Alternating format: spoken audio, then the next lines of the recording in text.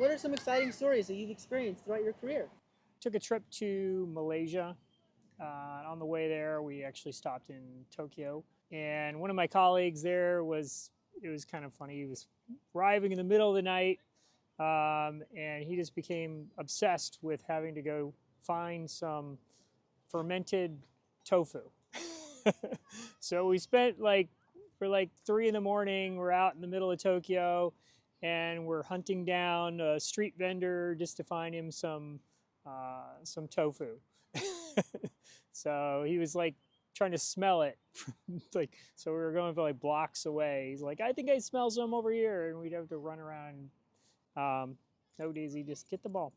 We actually flew first class from Tokyo to Kuala Lumpur. I had never seen the South Pacific at that point in time, so it was really pretty cool flying over the South Pacific, and I didn't have any idea how many islands there really were.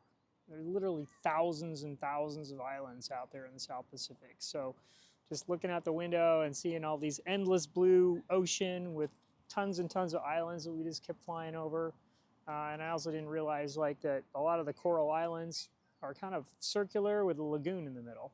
So we were seeing all those, and you just see lots of circle kind of islands out there, which was pretty cool.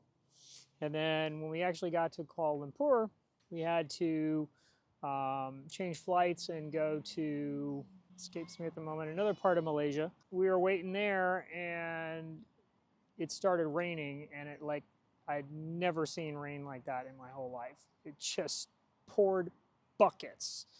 And so I could just see the rain was just flowing everywhere. It was like a flood essentially around the airport, but it's just like, they're like, oh yeah, it happens every day.